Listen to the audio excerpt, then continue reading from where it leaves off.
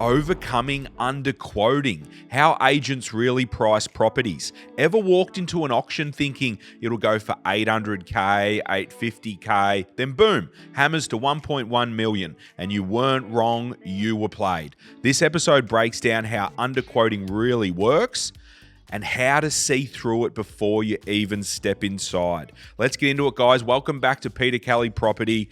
This is a cracker. This is a ripper because I really like this one. As everyone knows, I've been an agent before and we work with a lot of agents in the buying side and the selling side. So we can see straight through this stuff. Also, make sure you jump across to Instagram. Come say hello. Peter Kelly Property. We've turned it on, dropping reels and all this sort of good value stuff all the time over there. So make sure you get across there and show your support over there. All right, guys, let's get into it. Why is quoting so confusing? Why does it need to be so confusing? I can imagine all you guys out there that maybe buy 1, 2 properties in your lifetime. Maybe you're about to buy your first and you're sort of doing the research and trying to figure out what's going on. Why can't there just be a price on it, a fair and reasonable price? One thing I will do, I'll preface this underquoting game, it is in the auction space. So agents do use it when they are working towards an auction type scenario. That's where it's used. When you're talking private sale, off-market opportunities, off the plan, these sort of other sales techniques, the pricing will be quite close to the pricing. The underquoting game works when they're trying to create competitive behavior to compete, to drive the price up and to get traffic through that property and to see your property. Because if buyers don't see it, they're not going to buy it. So this is in the auction space. When I'm talking to Gav in the office and we're looking at opportunities in our buyers advocacy service, which we do a lot for clients, when something's going to auction, there's the opportunity that it has been underquoted, and that's what we need to look for when it's private treaty, off-market opportunity, or if you're buying an off-the-plan property or something that is just more of a private sale transaction, the pricing will be somewhat close to the pricing it needs to be. Well, it should be like that because you're not going to have that transparent competition like an auction campaign to drive the price up. So it's pretty crazy underquoting a private sale. So we're looking at the auction space. This is where underquoting lives and happens, and it's important that you guys understand it. So let's say you're the selling agent. You believe a property is worth $1 million. But there are 3 other similar properties on the market, all quoting around $850. What happens? Buyers flock to the other listings and your campaign is quiet because you're quoting a realistic range where it sits. The other agents are quoting a lower price. Okay, so it becomes this, it's a beast that's started, it's a beast that's been created, and to play the game and to compete in the environment, which you need to do because as an agent, the agents want to get the best price for their vendors. If they price it too realistic or price it too high, they're not going to get the foot traffic through the door. Foot traffic equals interest. Interest equals buyers. Buyers equal competition. Competition equals a positive result. So, I've heard of sayings, and people have probably heard of sayings, quote it low, watch it go. Things like that. Now that's pretty brazen type chat and that sort of thing. And just to preface also, this is actually underquoting is against the law.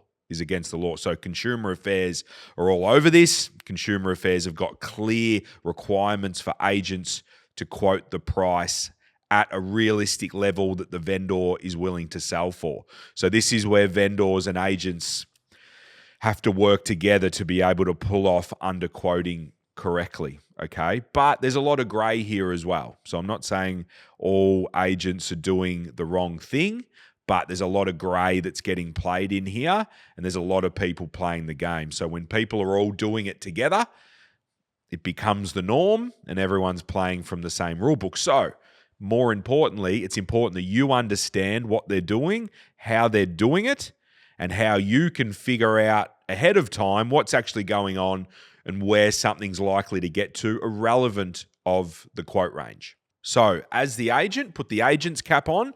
The agent needs to figure out the sweet spot that they're going to stay within the law, the confines of the law, and make sure they're acting honorably as a real estate agent, but also finding that space where they can quote something competitive enough where they're going to get the foot traffic through the door. And sometimes that ends up them quoting it a bit lower, okay? But God love them, they're trying to get the best outcome for the client, for the vendor. Okay, so what's behind the psychology of it? What's the thinking behind it? I can still see people down the camera going, so why are we doing this, PK? Why are people and agents still doing this and playing this game, okay? What we've got is people get emotionally attached to the price range. People see a property, they see the price range, and they go, okay, that's the price of that. When you go to the supermarket, you go buy something, whatever it is, it's got a price tag attached to it. Human nature and psychology and the subconscious will put that property with that price range, okay? It gets more people interested in that one house. So the thing is, the market's going to be mixed up of people that understand that underquoting is a bit of a thing and to allow 10%, maybe 15% above the quoted range, because there'll be people in the marketplace vying for that property that understand the pricing. They've done their research and they've said, hey, you know what? That house around the corner quoted 900, sold for $1 million. The other one down the street, comparable property, quoted 950, sold for 1.1. Bang, this new one pops up, it's quoted 880. What's it going to sell for? Maybe one. So there's going to be those punters inside that marketplace looking for that product, whatever it might be. So they're the ones, they're the smarties that are going to go, okay, cool, this is in my price range because my price range is maybe $1 million, okay? But it's this part of the marketplace that underquoting gets those sort of punters excited and drives that competition up and up and up and up, and allows the ultimate buyer who's going to buy the property to pay the max amount that they can, which is probably what the property's worth, and it's what the vendor's expectations are, and it's what the agent needs is a sale and a deal for their vendor. So essentially it just warms up the bulk part of the market to compete and take the price to where it needs to be. If you quote straight away, say $1 million for the $1 million home, people might look at it and go, is underquoting at play here as well? They've quoted $1 million. Maybe they're chasing 1.1. Oh, well, that's out of my price range. And not to mention you're missing out on all the 850, 800 buyer, the 950 buyer, because they're either at $1 million or they've put the underquoting tax on, 10% as well. So you're missing out on all that part of the market. You've got a small part of the market here, so your opens are a bit light. There's not many people coming through the opens. Other buyers aren't seeing other foot traffic coming through. They're not feeling that buzz, and you haven't got the foot traffic, and the foot traffic's elsewhere on other properties, boosting up those numbers and that competition on that other product, while the vendor and the agent's listing here is sitting here and, a term in the industry, it's cooked. It's been cooked. It's overcooked. It's been on the market for too long now. It's been quoted too high, and potentially you need to drop it back amongst all the other quote ranges, but it's been on the market for a while and it's lost its edge. So that's the psychology behind it. Now, one thing I do want to preface as well, okay, because we're in this game all the time. We understand it very well from both sides, been involved in hundreds of transactions. So the thing is, when agents do this, it's quite evident and easy to do when you're in a rising market. Okay, so when you're in a market that's heating up and starting to move, the trick is agents get to use comparable sales that are 6 months old. So if a market's starting to move, they're using old comparable sales. They're quoting it at levels that were quoted at months ago, and they get to underquote as the market increases. That's something that you need to look out for. So as these markets heat up, you need to be due diligent and you need to be solid with your research. Make sure you're going to auctions week in, week out. What did it quote for? What did it sell for? What was the quote? What did it sell for? And make sure you're getting a gauge on what that underquoting tax is, so you get bulletproof. So you're the one at that auction campaign that understands the true price, not one of the newbies into the mix that's sort of thinking, oh, if it's quoted 800 to 880, I've got 900, of course I'm going to be in the mix. I'm 20K above the top end of the quote. Of course I'm going to be in the mix. Well, the people that know that area and know what's been happening in that area, potentially they know that you're going to need $1 million to play on that any given Saturday. So it's important that you've done your market research and week in, week out. Don't look at comparables a month or 2 months ago, because if a market's moving, that's what we're going to see. Obviously, in a trending market that's trending down, different game. And that's where you might see more private sales. That's where you might see quoted ranges being hit a bit more. But whatever market you're in, whatever suburb area you're in, you need to understand how the agents are doing it. Because when agents look to list a property, they've got their asset, they've got their property, they've been given the honor of selling that property. They're looking what else is sold in the area, what the quote ranges they're up against look like. Okay, so do your due diligence, please. Because I'm telling you guys right now, what we're seeing, especially here in Melbourne, a competitive marketplace when it starts to heat up, and we can see it starting to heat up, is that, some of these quote ranges are being overshot by 10 to 15%. And the thing is, the agents aren't going to grab the comparable from last weekend and suddenly quote it at that. They'd be crazy too. They're still going to keep their quote ranges moving like that in a market that's trending upwards, and the results may be moving above those quote range at a certain level. So you need to understand what that tax is. All right, guys, again, I want to double down on the research, okay? Essentially, buyers today, and all the information's out there. It's all at your fingertips. Look on REA, free results. There's CoreLogic, some of those subscriptions you need to pay for, which as a buyer that's just buying a house, you probably aren't going to pay for that, but you can go to the auctions. Because like I said, this is an auction issue.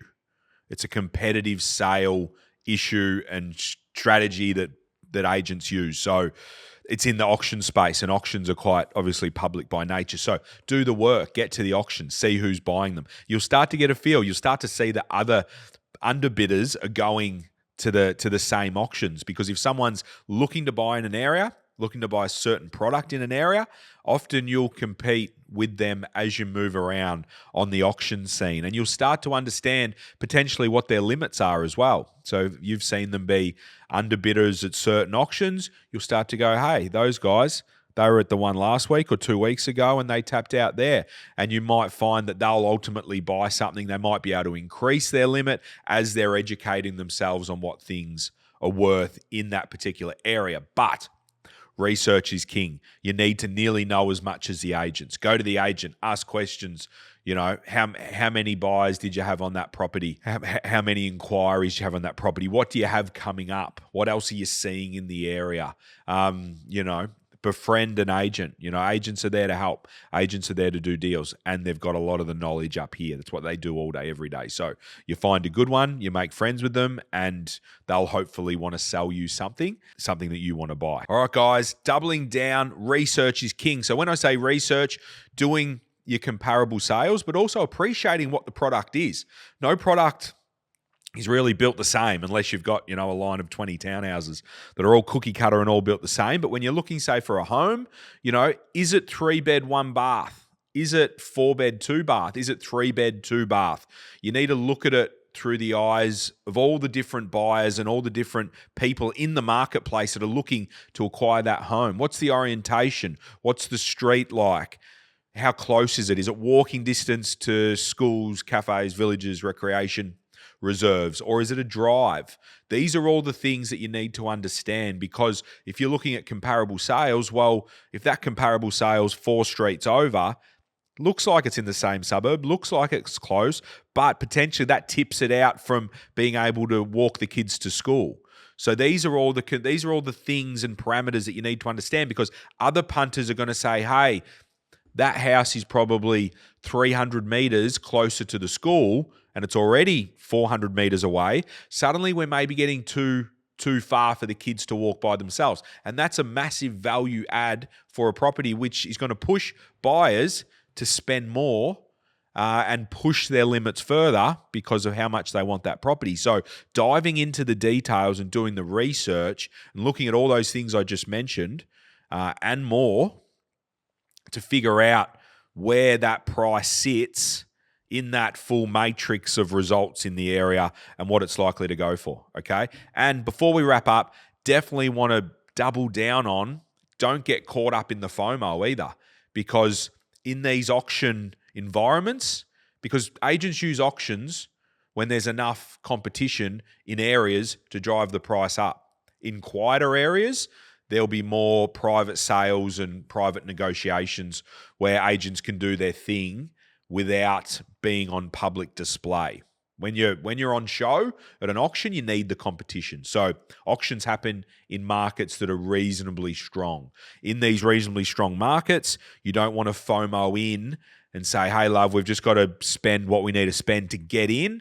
Do your research. Be happy to miss out on a couple of auctions as those buyers buy into those areas. Hopefully a few of them drop off the perch, and then you can buy at the level that you see value. So stick to your guns.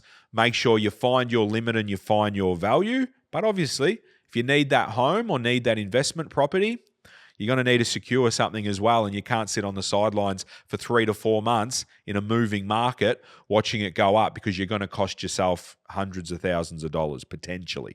So being smart, not overpaying, but then not missing out. Anyway, make sense of that, but that's what you need to do. Not miss out and not overpay. All right, guys, thanks for hanging around. Thanks for still being here at the end. I know you're the staunch guys, and you're the guys we do it for. So appreciate your support. Hit the subscribe button, turn the bell notifications on. And if you are looking to get involved in property activation and getting into dual occupancy or multi-unit development sites, even knockdown rebuilds, anything that activates the property, please book a consultation. Keen to chat, keen to get involved. Obviously, we have our buyers advocacy service where we get properties for people that can be activated straight away or down the track. So don't wait for capital growth. Create it. And remember, come say hello over at Instagram, dropping stuff over there all the time. We've turned the channel on, having a bit of fun over there, so make sure you do that. All right, guys, enjoy. See you on the next one.